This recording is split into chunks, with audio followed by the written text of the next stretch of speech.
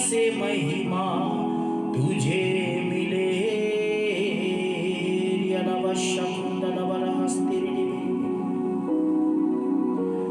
ओरी बाबा बाबा मामा ब्रूशा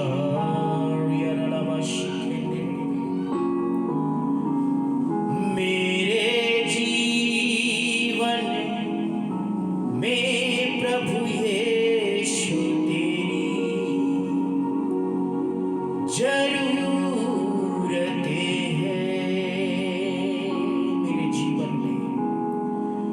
मेरे जीवन में प्रभु यीशु तेरी जरूरतें हैं। तेरे बिना मैं कैसे जीऊं, तेरे बिना मैं कैसे जीऊं, कैसे जीऊं तेरे बिन। मेरे जीवन में प्रभु यीशु तेरी जरूरतें हैं। यलमशा सीमा सोफ्रोंदो रिबाना हंदिरी बिरियन थेरेडी बेरी अल्मा सोफ्रो प्रोशी बांजा मालबेरी बेरी बारांजा ब्रोंजो ब्रिगांडर रब्बानिया शोंथोरनो बरी बिरियन थेके निके। यीशु के नाम में पिता हम आपके पास आते हैं। जितने मुझे देख रहे हैं, सुन रहे हैं, उन सबके जीवनों में प्रभु हम आपकी आशीष को मांगते हैं। आप उनके जीवनों में अद्भुत रीति से कार्य करें। उनकी लाइफ में पिता परमेश्वर आज आपका वचन अद्भुत रीति से कार्य करने पाए।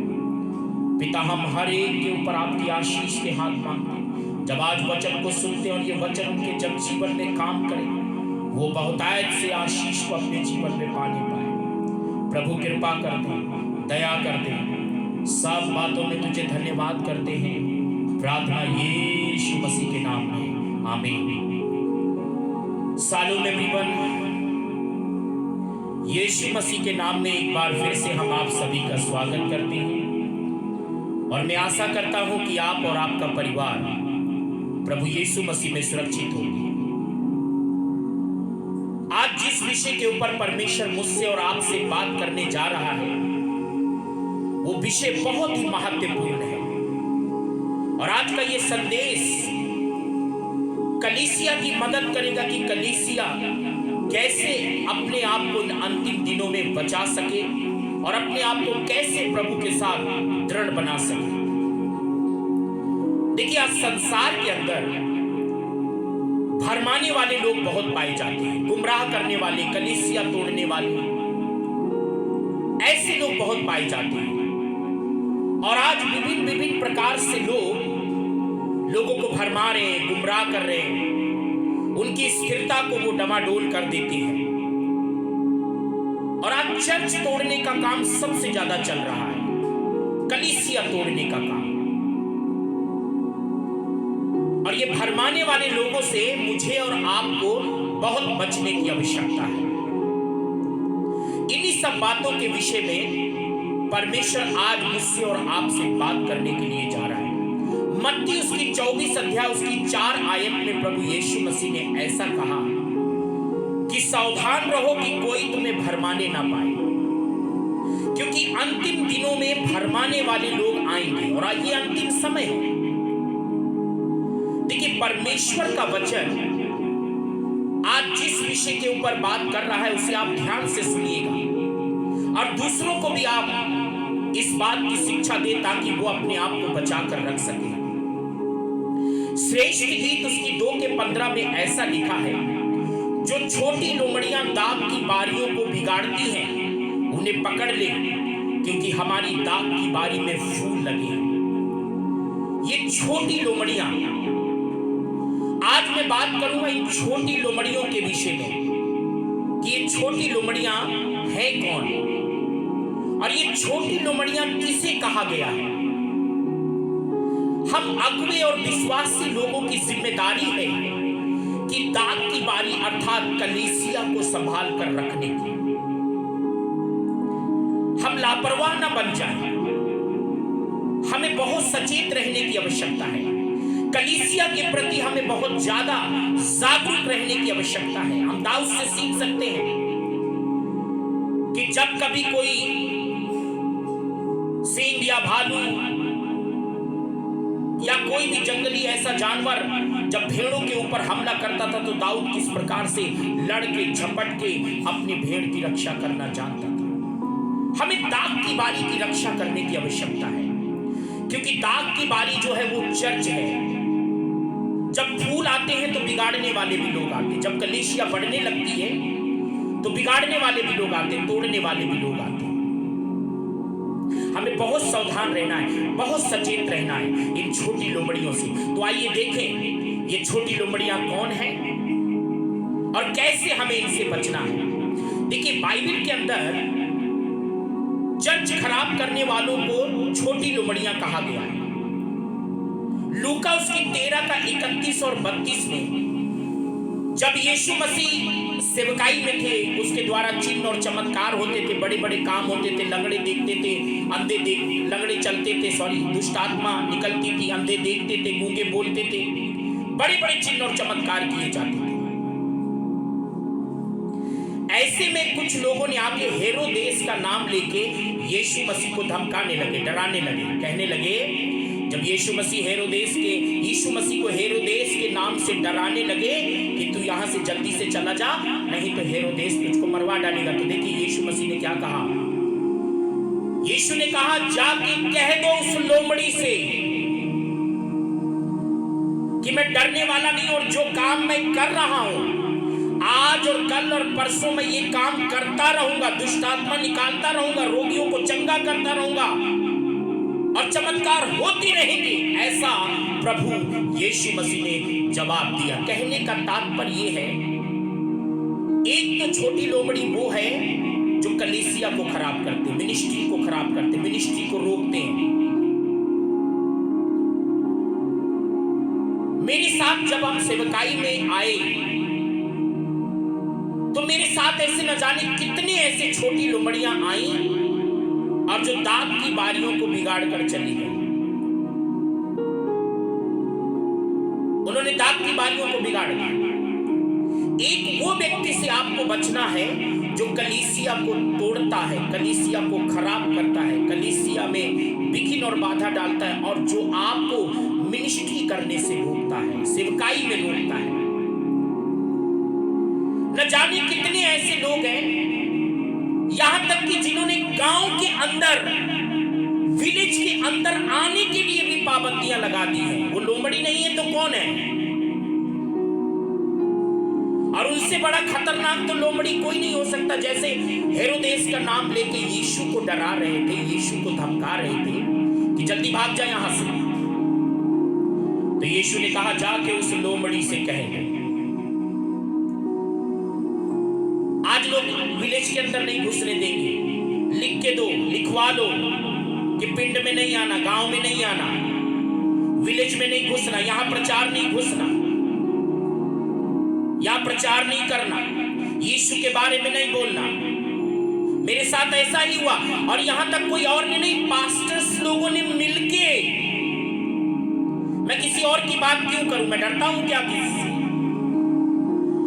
पास्टर्स भी उनके साथ मिलके थाने में जाके उन्होंने लिखवा लिया कि गांव में नहीं घुसना। धमकियां, मारने की धमकियां। लोमड़ी हैं और ऐसे लोमड़ी कुछ नहीं कर सकती। देखिए ये तो पहली बात है कि कलीसिया खराब करने वाले, कलीसिया तोड़ने वाले, लोगों को गुमराह करने वाले, बरगलाने वाले, लोगों को अपने पीछे खींचने वाले लोग भी छोटी लोमड़ी के रूप में हैं और इनसे हमें बच के रहना है। दूसरा जो छोटी लोमड़ी है वो बहुत खतरनाक लोमड़ी है। वो कौन है? इजराइल के समय पर इजराइल में झूठे भविष्यवक्ता पाए जाते हैं।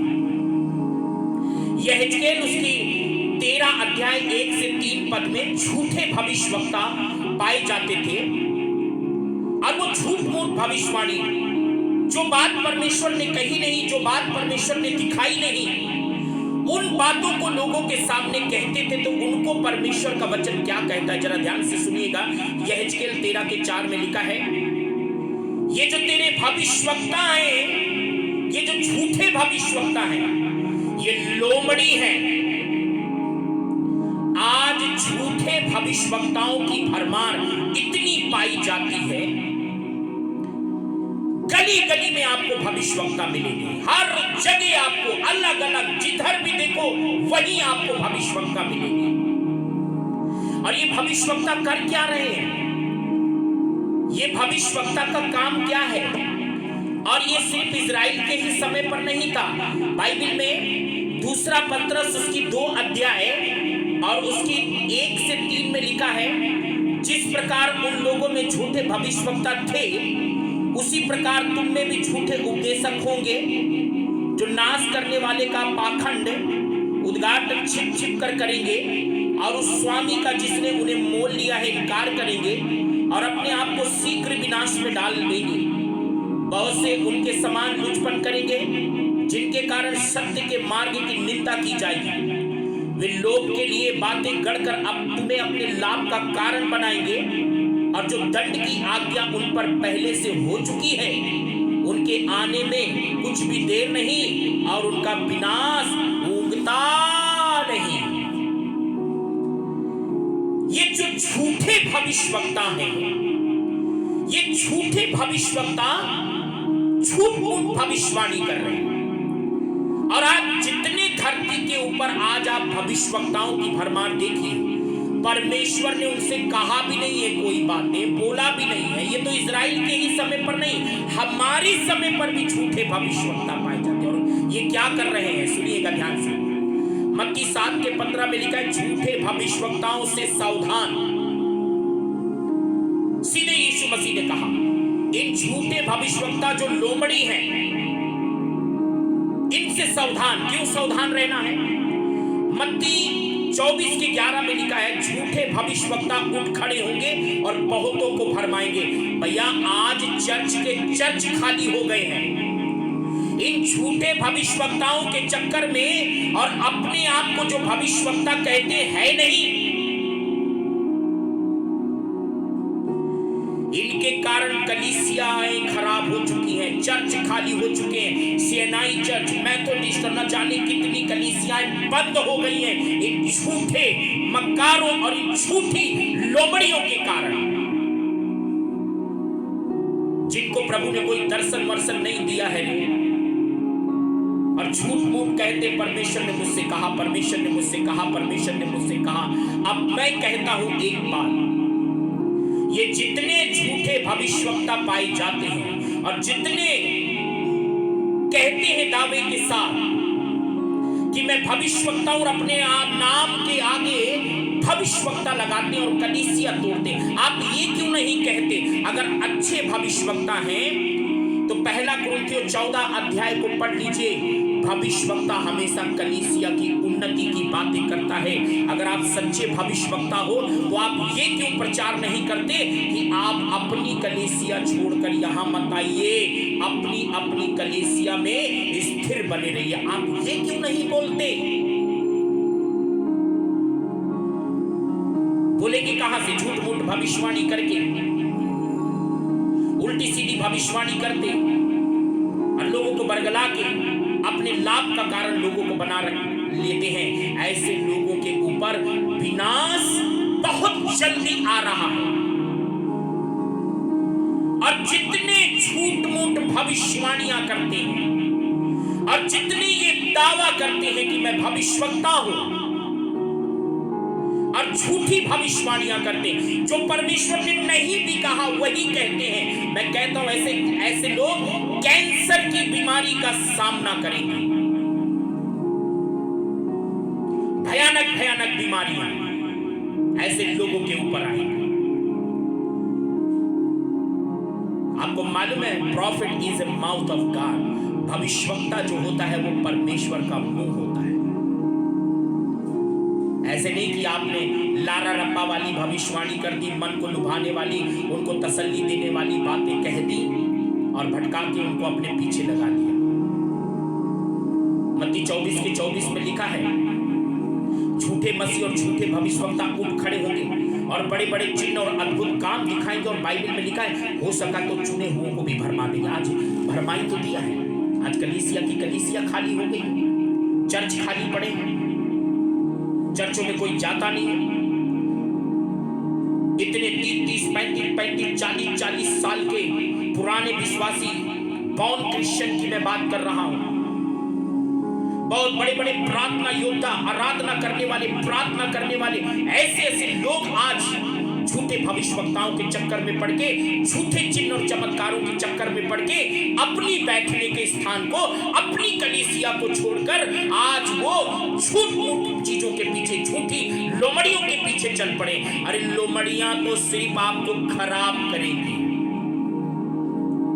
देखिए, लोमड़ियां जो है दाग नहीं खाती, वो तो दाग की बारियों को खराब करती है। और जिस प्रकार से इजराइल के अंदर ये झूठे भविष्यवक्ताओं का चलन, और परमेश्वर यहेजकेल 13:4 में कहता है, ये जो तेरे भविष्यवक्ता हैं ये झूठी लोमड़ियों के समान हैं। और आज न जाने कितनी लोमड़ियां दुनिया में घूम रही हैं। हर रोज एक नया प्रॉफिट पैदा होता है, हर दिन एक नया भविष्यवक्ता खड़ा होता है। खड़े हो। जितने अपने आप को भविष्यवक्ता कहना, कोई भी ये नहीं कहता कि मैं एक सच्चा परमेश्वर का दास बन जाऊं। सबको लत लगी है प्रॉफिट बनने की, सबको लत लगी है, और सिर्फ वो कलीसिया खराब कर रहे हैं। नया होता है, और बाइबल में तो लिखा है कोई नया चेला नहीं होना चाहिए। नया चेला आकर बस वो प्रॉफिट बन जाता है और अच्छी खासी मिनिस्ट्री को वो पूरी तहस नहस कर देता है, चर्च खाली कर देता है। झूठ मूठ ऐसी लोमड़ियों से मुझे और आपको बचकर रहना है। ऐसे लोगों को एंट्री मत दो, ऐसे लोगों को कलीसिया में प्रवेश मत करने दो, ऐसे लोगों का बहिष्कार करो, ऐसे लोगों को दूर ही रखो जो कलीसिया की उन्नति की बातें ना करें। देखिए, बहुत सारे लोग भेड़ों के भेष में भेड़िए हैं, और बाइबल में ऐसा लिखा कि बहुत से लोगों ने प्रेरितों का स्वरूप धरा है। जैसे शैतान ज्योतिर्मय स्वर्गदूत का रूप धारण करता है, आज न जाने कितने लोग प्रॉफिट का रूप सिर्फ धरा है, वो प्रॉफिट है नहीं। मुझे और आपको अपने आप को भी बचाना है, अपने झुंड को भी बचाना है, कलीसिया को भी बचाना है। ऐसी लोमड़ियां आपकी कलीसिया में घुस के उसको खराब ना करने पाए। परमेश्वर इन वचनों के द्वारा आपको बहुत आशीष दे। जय मसीह की।